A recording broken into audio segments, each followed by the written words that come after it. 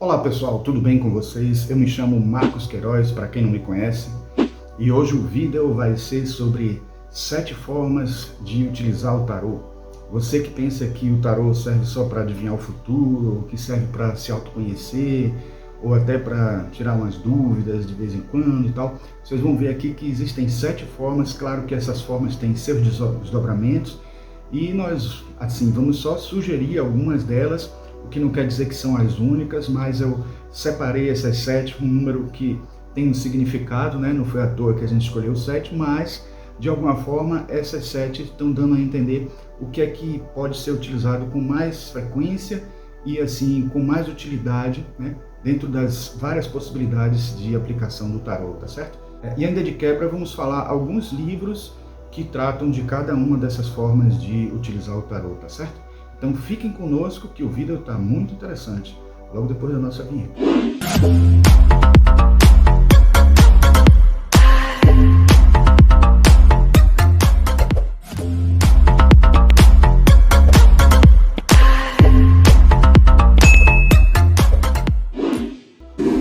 Então vamos lá, vamos ver quais são as formas de utilizar o tarô. Eu conheço muitas pessoas que não estudam tanto o tarô, não gostam de ler ou de assistir vídeos do tarô, essas coisas, porque pensam que é um instrumento de adivinhação ou de uma coisa que, por exemplo, possa ser assustadora, a pessoa adivinhar alguma coisa ruim que vai acontecer, ou até com medo, né, de que aquilo assuste a pessoa, mesmo não sendo verdade, alguma coisa do futuro, alguém enganando, alguém fraudulando. Como a gente sabe, né, existem os famosos falsos profetas, né? Mas a gente tem que tirar um pouquinho esse preconceito da gente, porque existem as pessoas que utilizam bem e as pessoas que não utilizam tão bem. Então é preciso que a gente faça essa distinção, porque realmente o tarô é um instrumento muito útil. É um instrumento que eu já tenho testado, por exemplo, muitas vezes comigo mesmo.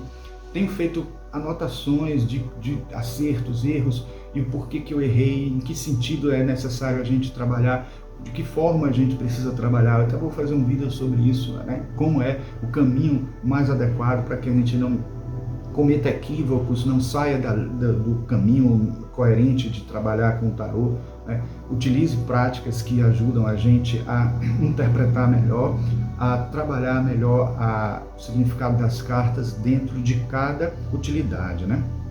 Então, assim, por enquanto nós vamos aqui, já para o vídeo não ficar muito longo, a gente vai trabalhar assim, dando sugestões de livros que podem servir para vocês se aprofundarem dentro de cada uso que a gente vai propor aqui para vocês.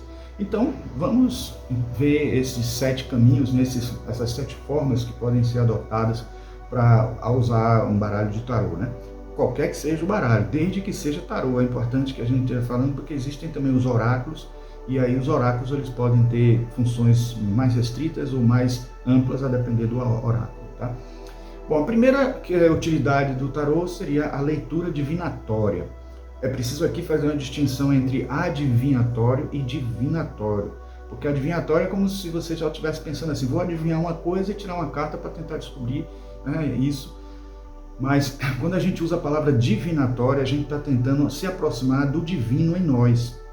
Então usar o tarô é tentar resgatar no inconsciente a essência que temos, né? Podemos acessar o inconsciente e até descobrir coisas pessoais, coisas dentro do nosso inconsciente pessoal, e podemos ir mais além até atingir coisas do nosso eu mais profundo e encontrar uma sabedoria que ainda vai ser mais útil, porque não vai só resolver aquele problema que a gente está tendo naquele instante, mas vai resolver nosso problema enquanto encarnado, o problema que temos que resolver, o nosso Dharma, se a gente não quiser chamar de problema, a nossa tarefa, o que a gente tem que fazer aqui na Terra. Então, acessar lá a essência da gente é buscar o divino em nós, é buscar a divinação, né? Esta é a forma mais comum de uso do tarô, né? Onde as cartas são dispostas em uma tiragem específica, né? E interpretadas para fornecer um insight sobre o passado, presente, futuro de uma pessoa ou de uma situação, sem o foco ainda na questão de descobrir coisas assim muito mundanas, porque inclusive muitos dizem até, muitos tarólogos até preferem dizer assim que em vez de utilizar o tarô quando for uma coisa muito mundana, muito pessoal, muito particular, é preferível usar o baralho cigano, ou o tarô Lenormand, que muita gente chama até de tarô Lenormand, apesar de a gente não considerar tarô, já que não tem aquelas clássicas 78 cartas, os 78 arcanos, certo? Então existem várias técnicas de leitura que podem ser utilizadas de tiragem, né? Por exemplo, a cruz celta, que é uma situação de um caso geral que a pessoa precisa resolver, desafios, influências do passado, influências do presente, futuras e etc, né? Existe a tiragem de 3 cartas que trabalha com passado, presente e futuro. É bom porque a gente acaba sabendo quando há uma tendência para acontecer no futuro a partir daquela predisposição daquele momento. A gente entende a influência do passado e a influência nesse instante que está exercendo para que aquela coisa aconteça. O que significa que esse futuro não é determinado, considerando que a gente pode mudar ainda dentro desse nível relativo em que nós estamos. As adivinhações ou as divinações que a gente possa fazer, elas podem sofrer alterações em função do nosso livre-arbítrio, em função da nossa ação sobre a Terra. Aliás, diga-se passagem, o que adiantaria um instrumento de divinação se a gente não pudesse mudar, as coisas fossem tão determinísticas? A gente já falou aqui, né, sobre a questão do tempo, sobre determinismo, livre-arbítrio, e a gente disse que em um nível muito elevado, né, muito próximo do absoluto, algumas coisas já estão claras que aconteceram e não estão por acontecer ainda, porque o passado, presente e o futuro é um instante só. Mas na nossa vivência, dentro do nosso mundo relativo, a gente pode transformar o nosso eu, pode fazer as coisas mudarem, e apesar disso já está de alguma forma também delineado para nós, né? Então, esta forma de utilizar o tarô para muitos é considerada profana. Entretanto, né, como eu disse no instante, né, quero esclarecer que é muito legítima, porque é uma forma de conhecer a nossa natureza essencial, que não se limita ao nosso presente, né? Já serviu muito para confirmar a veracidade das leituras, até para mim mesmo, inclusive. Eu mesmo já pude constatar, assim, praticamente 90% de acerto em todas as investigações que eu fiz. Toda vez que eu via alguma coisa que poderia ser de um jeito ou de outro, eu usava as cartas, principalmente naquele caminho de sim ou não, e registrava os resultados e acertos. E acabamos tendo com isso uma segurança quando algo grave está para acontecer, e às vezes a gente fica assim, muito desesperado, muito ansioso, e aí quando a gente faz uma leitura da carta, isso acalma, inclusive ajudando a que as coisas deem mais certo, porque a gente mantém a nossa calma. Então isso nos ajuda a lidar com possíveis transtornos de ansiedade, com as frequentes dúvidas, né, de inseguranças pessoais que todos nós temos, né? Os livros sugeridos para esse tipo de prática são o livro completo de tarô, esse aqui que a gente já falou aqui no nosso canal, o tarô guia para leitura intuitiva, né? O livro completo do tarô é de Anthony Lewis, o guia para leitura intuitiva é de Stephanie Capone, né? Também falei aqui já para vocês, e o outro, né, vou sempre sugerir 3, bem recente esse, ainda vou fazer até resenha aqui no canal, não fiz ainda, estou terminando de ler ele para poder fazer a resenha, que é um livro de Raquel Pollack, aquela famosa que nós já falamos aqui, né, dos 7 graus de sabedoria, o caminho esotérico do tarô. Então esse livro muito bom mesmo. Ele foge aqueles padrões de falar arcano por arcano, ele tem temas como se fossem artigos isolados, e alguns artigos desse livro falam justamente do tarô divinatório, por isso que eu coloquei esse livro dentro dessa classificação, tá? Bom, vamos ao segundo tipo de utilização do tarô: meditação e reflexão.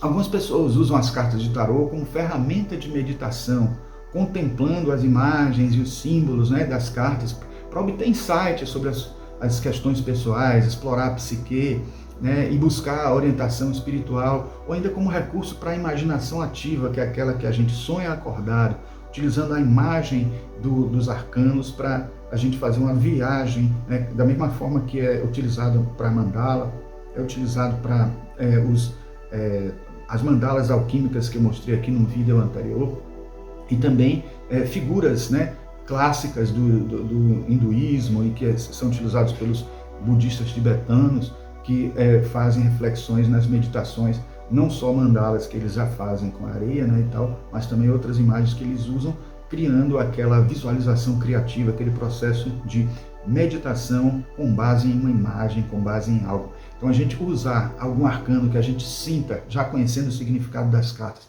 que a gente precisa de uma reconstrução psicológica, de uma busca pessoal, de uma energia nova que aquela carta traz toda vez que você faz uma leitura para alguém.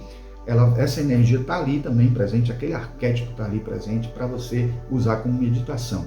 Então, assim, criar imagens arquetípicas para fantasias que estimulam conteúdos inconscientes, fazendo com que eles atuem na psique criativamente ou como compensações psicológicas, restauradoras de estados emocionais mais estáveis, são todos dentro desse bojo, desse tipo de utilização das cartas, né? Nesta modalidade do uso das cartas do tarô, é muito comum a pessoa tirar uma carta diária ou semanal, né, refletindo sobre significados para tudo que aconteceu durante aquele dia ou na semana e sobre esses mesmos significados para o que ainda vai acontecer, né, durante o dia ou semana, se a pessoa escolher tirar depois que aconteceu alguma coisa ou antes de acontecer, logo no início, no acordar, para servir de meditação, né?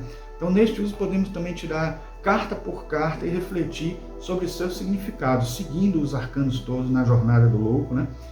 E aí, analisando assim, tanto de uma maneira sequencial, né, fazendo reflexão e meditação, ou usando assim o acaso, tirando as cartas dentro do maço do baralho, né? Pode separar, inclusive, assim, arcanos maiores, arcanos menores. Primeiro arcanos maiores, depois menores, e vendo uma visão mais geral, tendo uma visão mais geral e depois uma particular do que deve ser feito naquele dia ou do que pode ser analisado no passado. Então, é preciso que você primeiro se predisponha a dizer, a considerar que aquela prática vai ser de uma leitura de algo que já aconteceu do dia anterior ou do dia todo que aconteceu, se fizer à noite, ou se você vai estar lendo para algo que vai acontecer durante o dia, ou como vai ser o seu dia, ou como vai ser a sua semana.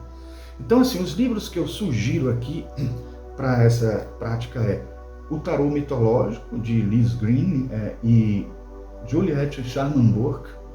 Então, esse livro aqui é clássico, já todos gostam e consideram importante. Esse que talvez não seja nem tão conhecido assim, ele é mais conhecido por mim porque eu, na época, ele até é conhecido por mim porque foi um dos primeiros que eu comecei a usar, né, lá nos anos 80. Então, esse inclusive é um dos anos 80 que eu utilizava, né, o Tarô Encantado, de M. Zerner e Montfarba. Muito bom esse livro, muita inspiração, serve muito, tanto que ele tem até em alguns momentos, ele fala, né, do sonho, né, o despertar e o encantamento. Então, de cada arcano ele traz essas três divisões, que são um parágrafo inteiro, né, grande até, e ele usa para a gente poder meditar com ele, né? E o outro, né, seria esse também de Raquel Pollack. Eu vou trazer aqui os três de Raquel Pollack que eu tenho, porque ela é talvez uma autora que não pode faltar em nenhum desses usos. Então, a Bíblia Clássica do Tarô, Jornada Completa.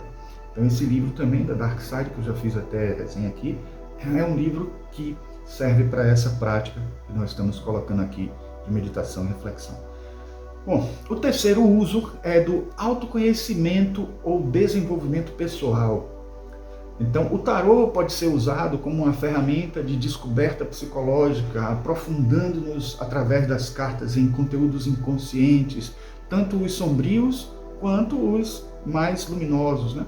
Então, os sombrios que se encontram bloqueados e os luminosos que às vezes encontram inibidos. Então isso ajuda a gente a se conhecer e despertar para nossos potenciais e a gente poder realizar coisas que seriam muito úteis para a nossa vida e que poderiam fazer a gente deslanchar, crescer e se autodescobrir e tentar realizar dentro da nossa existência, daquela encarnação.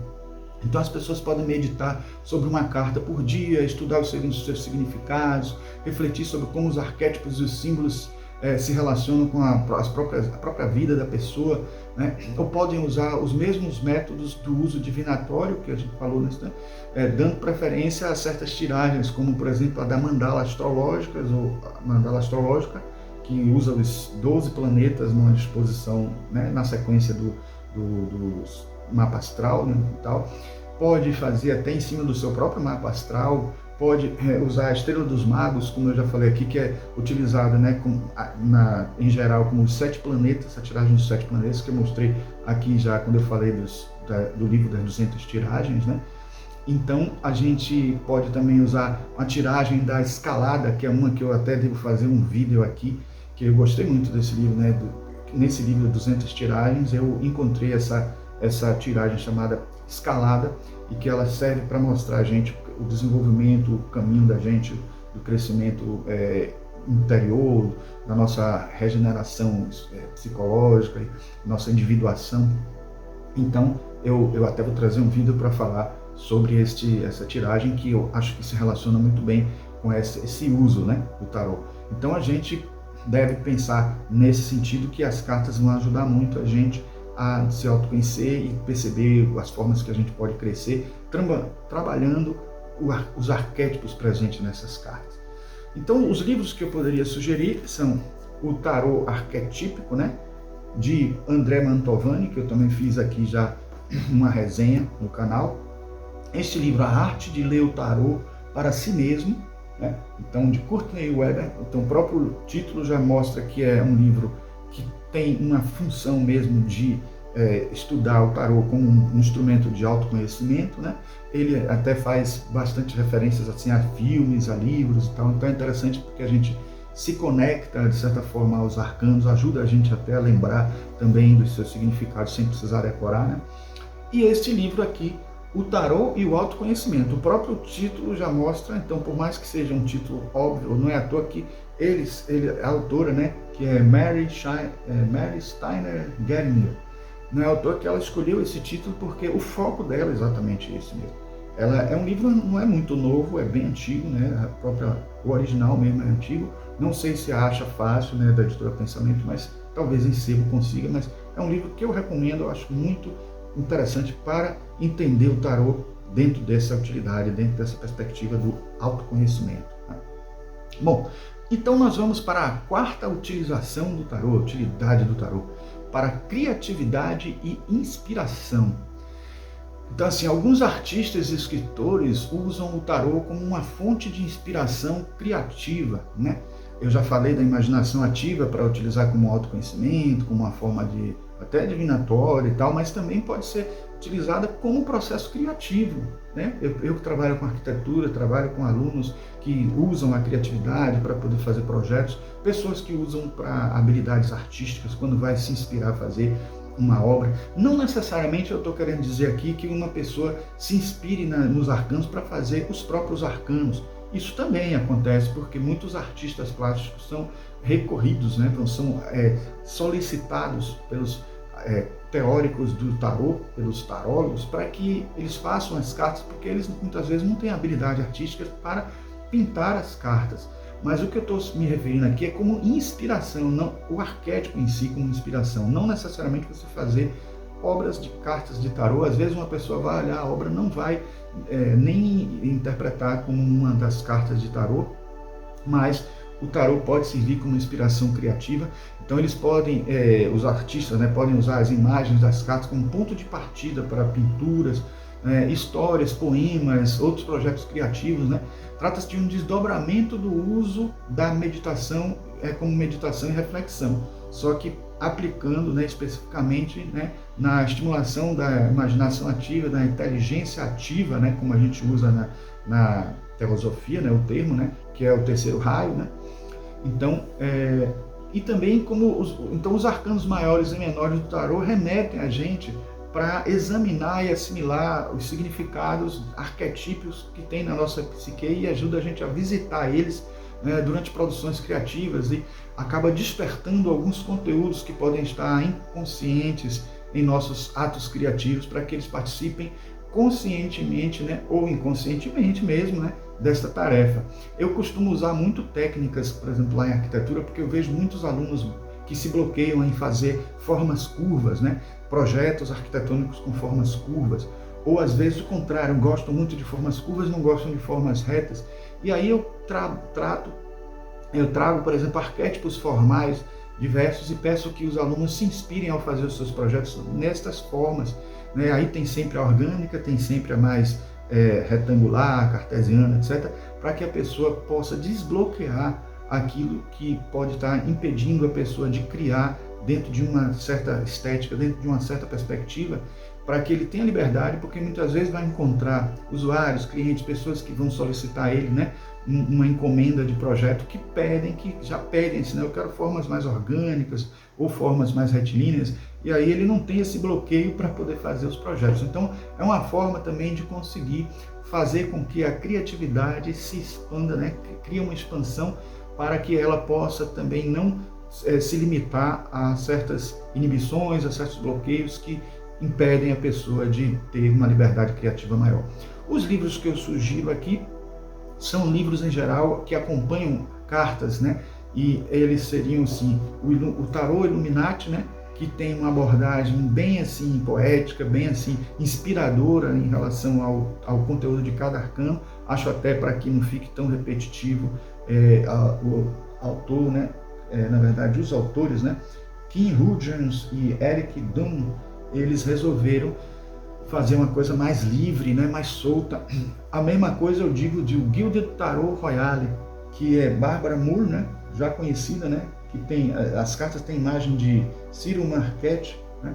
Então aqui a gente vê, curiosamente, um caso mais raro assim de que o texto do livro é de uma mulher e as pinturas são de um homem. Então geralmente acontece o contrário.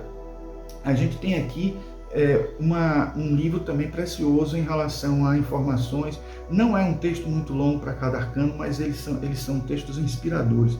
E o mesmo também eu diria para Shadowscape Tarot, né? Fuga das Sombras, de Stephanie Pui Moon e de Barbara Moore também. Então ela tem essa característica de não fazer tanto assim os textos tão rígidos. A gente vai ver que tem mais livro dela aqui também indicado mais adiante, mas é uma coisa mais, digamos, poética e inspiradora, né? Bom, a quinta utilização do tarô é a tomada de decisão. Então o tarô pode ser usado como uma ferramenta para ajudar a gente a tomar decisões, decidir sobre fazer ou não fazer alguma coisa. E aí nessas horas a gente precisa até, eu costumo quando tenho que tomar uma decisão muito importante e tal, eu tiro até as cartas que são duvidosas em relação à resposta sim ou não. Eu deixo só as que têm o sim e as que têm o não, para que eu possa ter uma convicção maior e não fique... Porque tem cartas que são talvez, né? Representam o talvez. Então eu geralmente faço assim para que não tenha essa dúvida na própria indicação do tarô. Claro que algumas vezes o talvez ajuda a gente para a gente perceber que precisa refletir melhor, e se a gente faz uma tiragem não tão objetiva assim, a gente até encontra um caminho psicológico, um caminho natural de decisão que possa assim, ter uma explicação melhor, ter um caminho melhor que ajude a gente mesmo decidir, não deixar para as cartas decidirem. De certa forma, é interessante também trabalhar dessa maneira o processo de decisório, o processo de decisão, para que não fique aquela coisa, o tarô acertou, o tarô não acertou, eu fui seguir o tarô e acabei me dando mal, então acabar desacreditando no tarô. Então é importante que entenda que o tarô ali é um recurso que a gente pode estar usando, e se a gente estiver num estado mais tranquilo, a gente vai conseguir interpretar melhor o que a carta está dizendo. E às vezes quando a resposta é muito objetiva, a gente nem tem uma forma de interpretar melhor, ou de traduzir, ou de fazer alguma transformação acontecer dentro de nós, porque fica aquela coisa assim, na tampa, sim ou não, mesmo a gente sabendo que em alguns momentos isso é necessário, é preciso que a gente tenha uma decisão mais firme, né? Então, ao lançar as cartas sobre uma questão específica, as interpretações podem fornecer insights, né, e perspectivas adicionais que podem influenciar uma decisão final, né? Então, usar o tarô para uma tomada de decisão pode ser uma abordagem interessante e útil, porque as cartas podem oferecer insights e perspectivas adicionais sobre uma situação específica, né? O primeiro passo é formular uma questão claramente, né? Um problema sobre o qual você está buscando orientação. Então, boa parte da solução está na pergunta bem feita. É um pouco o que acontece com a inteligência artificial, né? Todo mundo hoje já está usando o chat GPT e sabendo fazer a pergunta certa, ele tem uma resposta mais próxima do que você está querendo. E se não souber fazer a pergunta certa, é capaz até de maldizer o chat GPT, dizer que ele não serve para nada, que ele não está ajudando em nada e não é útil, né, para a pessoa. Então, é importante que a gente perceba que muitas vezes o problema está na gente na hora de utilizar uma ferramenta. E com o tarô não é diferente. A gente precisa saber usar, saber fazer a pergunta certa e saber como interpretar aquilo ali. São dois caminhos que são de braço dado aí, né? No sentido de resolver uma questão, de tomar uma decisão. Então, quanto mais específica e direta for a pergunta, melhor será a resposta das cartas. Einstein já dizia, né, que uma boa pergunta, uma pergunta bem formulada, já tem 50% da sua resposta, né? Então, é por aí também com o tarô que acontece. Então, escolhe-se uma tiragem adequada a este uso, como, por exemplo, a tiragem da decisão, né? Então, opções a serem consideradas, resultados possíveis e conselhos. É uma tiragem que está naquele livro 200 tiragens que eu já mostrei. Eu vou até botar aqui um link deste vídeo, porque eu estou falando muito sobre ele. Então, quem quiser pode dar uma olhadinha no vídeo das 200 tiragens que a gente falou, né? A resenha desse livro. E aí vocês vão ter um acesso, né, a eles. Eu não trouxe aqui esse livro como referência porque ele fala das tiragens em si, não propriamente de um uso específico, né? O livro tem tiragens para cada uso desses que a gente vai estar falando aqui, né? E outros mais, mas por isso que ele não serve especificamente para um. Como muitos desses que a gente está citando não servem só para um dos usos, mas a gente trouxe aqui só como referência, tá? Então, os livros sugeridos para esse uso, né, que nós estamos falando aqui de tomar decisão, foram esses que eu vou mostrar agora. Os 78 Graus de Sabedoria, um livro clássico, né, de Raquel Pollack também, que falei na estante já os 2 livros dela, então esse não pode faltar. Temos o livro A Chave do Tarô, que é o mesmo a Bíblia do Tarô, aquele da sequência de livros, né, de Sarah Bartlett. Então eu até comprei ele, quando eu mostrei meus vídeos do tarô aqui, que eu até posso deixar aqui também o link. São vários vídeos, mas eu já vou mostrar no link aí só o primeiro para que vocês sigam a sequência. Tem uma playlist, aliás, eu posso botar playlist mesmo, né? Que aí vocês seguem vendo os vários livros que a gente tem, e dentre os vários livros eu acabei comprando esse, tendo ele já, porque ele é o mesmo a Bíblia do Tarô, mas mudou completamente a capa, mudou o nome, o título, né? Então virou A Chave do Tarô, dos naipes ao simbolismo. Então acabei comprando de novo o livro, mas não achei ruim não, porque esse está com uma qualidade muito interessante. Eu uso até mais ele do que o outro, que é capa dura e tudo, né? Bom, muito útil para essa questão do poder de decisão, mas também útil para autoconhecimento, também útil para a arte divinatória, etc. E aqui o Manual do Tarô, de Raju Banzaf, né? Então esse aqui também é um livro muito útil para essa prática, para essa utilização, tá? Então vamos lá. O 6º uso do tarô, trabalho terapêutico. Alguns terapeutas incorporam o tarô em sua prática como uma ferramenta terapêutica, uma ferramenta de ajudar tanto a psicoterapia como até a saúde do corpo, né? Porque o tarô ajuda também a gente a nos orientar em relação à nossa alimentação, nutrição, em relação aos nossos cuidados corporais, né? Aos cuidados com a saúde, né?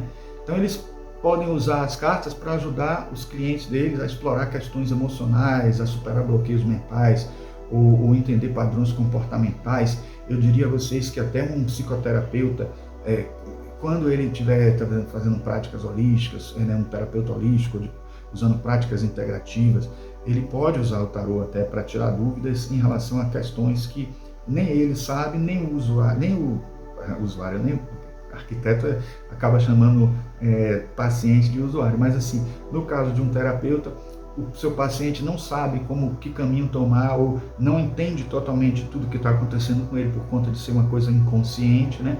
O próprio terapeuta, muitas vezes, ele não teve um trabalho psicológico, né, muito grande de diagnóstico, né, possível. Ele está ali fazendo uma terapia com pouco tempo, com curta duração, ele acaba usando recursos como esses, né, para ajudar ao processo terapêutico da pessoa, ao entendimento do que precisa ser trabalhado na aplicação de alguns tratamentos, né? Então, assim, a própria consulta permite explicitar alguns transtornos, obstáculos e dificuldades psicológicas e até apontar opções de tratamento para esses transtornos, né? Mas os arcanos podem também representar arquétipos a serem usados em arte-terapia, né? Utilizados de diversas formas a partir de métodos de cada terapeuta, né? Para Jung, a atividade meramente pictórica em si não basta. Além dessas representações, é necessário compreendê-las intelectualmente e emocionalmente, a fim de integrá-las ao consciente e em sua vida prática.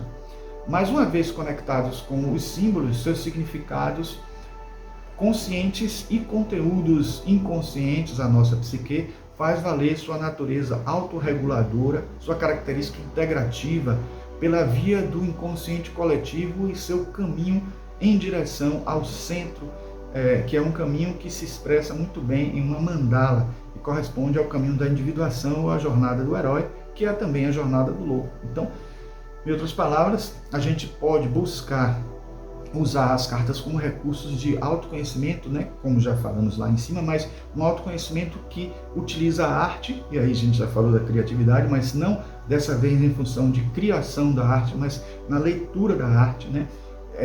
Jung dizia assim: conheça os significados dos símbolos e depois esqueça, para que o inconsciente atue nas descobertas mais profundas do nosso ser. Quando a gente apaga um pouco a nossa razão, deixa as coisas brotarem meio que artisticamente, usando a nossa imaginação ativa, a nossa intuição, a gente acaba chegando a respostas muito importantes. Eu mesmo já vivenciei muito isso, de no início eu ficar racionalizando muito uma interpretação quando eu olhava uma carta, e só depois de olhar muito e cansar de usar a razão, eu passei a usar a intuição e percebi a essência do significado da carta.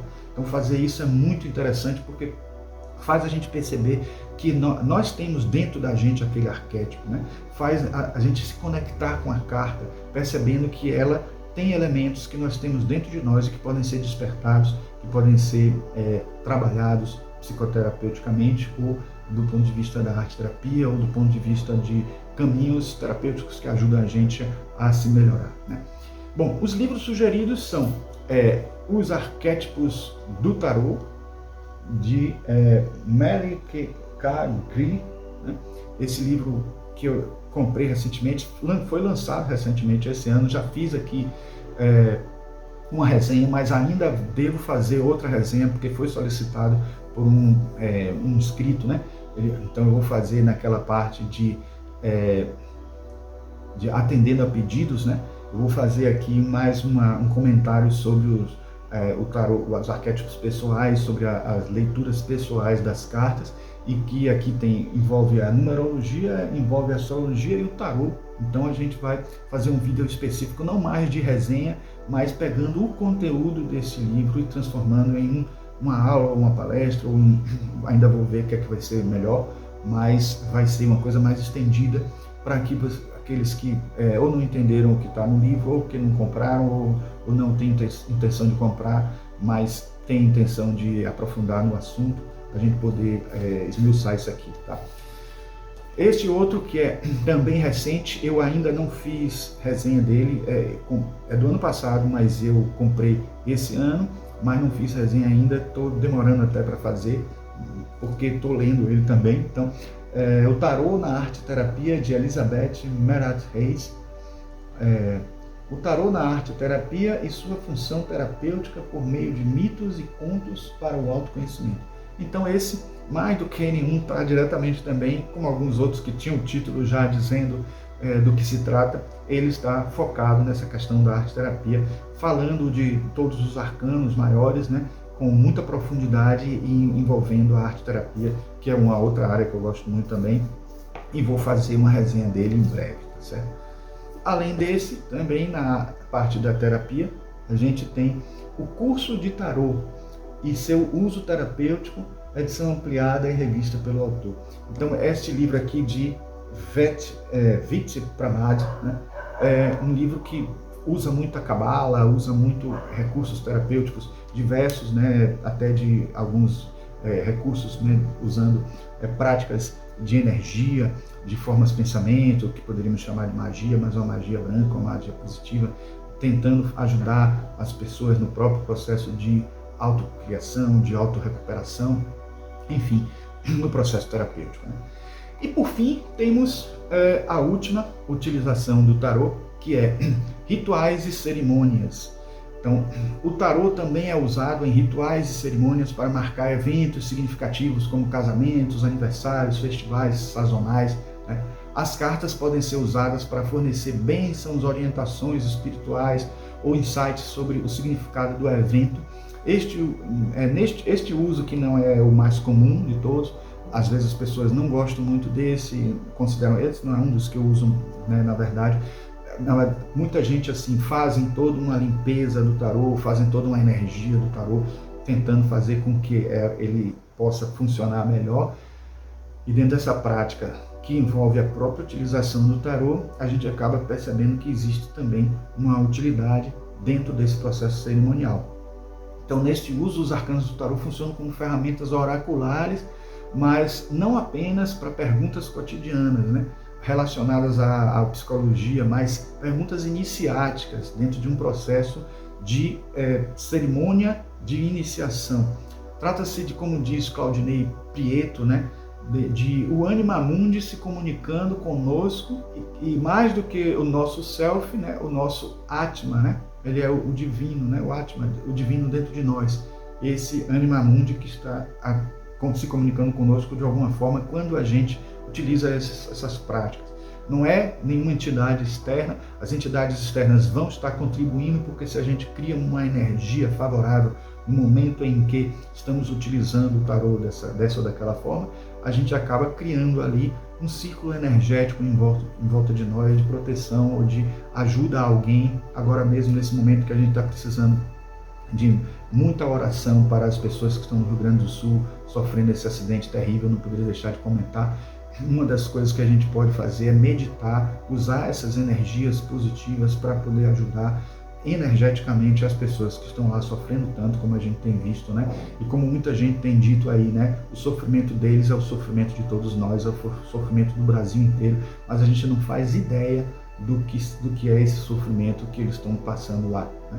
Então, vamos fazer todo o possível para poder meditar e enviar energias positivas para eles que estão vivendo essa experiência que ninguém gostaria de vivenciar, né? Bom, então, essa leitura do tarô é para abrir um portal de acesso a uma sabedoria universal e também de auxílio às pessoas, de benefício energético, como esse que a gente falou, né? Então, um portal universal que tudo sabe, que tudo vê e que também por meio de arcanos fornece respostas claras e objetivas sobre algumas indagações de nossa alma. Então, se a gente não sabe e nem sequer sabe no inconsciente pessoal, o inconsciente coletivo nos dá um acesso a algo maior que nos ajuda dentro do nosso processo iniciático a ver não só o que está sendo feito nessa encarnação, não só o que está sendo trabalhado psicologicamente, mas o que está sendo necessário para a nossa alma dentro do nosso processo espiritual como um todo. Os livros que eu sugeriria são, por exemplo, esse que é outro também que eu ainda estou devendo uma resenha aqui no canal, é Rituais de Magia com o Tarô, um guia para uso dos arcanos em feitiços, encantamentos, meditações e jornadas mágicas interiores. Então esse livro aqui, que merece uma resenha, olha só como ele tem informações muito ricas, muito fortes aqui. Precisa também separar o joio do trigo, que a gente acha que é interessante, o que não é. Não vamos deixar de ler só por isso, mas ele também tem informações bem interessantes aqui, certo? Eu até agora não fiz a resenha dele porque estou fazendo essa triagem, né? Bom, o Tarô das Bruxas, né, de Ellen Dugan, ele é também muito útil porque ele traz informações assim, não só os significados dos arcanos a partir de uma perspectiva divinatória, de autoconhecimento, mas também de uma perspectiva mágica, de como a gente pode ajudar em nosso benefício, né, com as energias que vão estar circulando só pelo fato de a gente conhecer um pouco mais do que está acontecendo, né, numa perspectiva mais ampliada.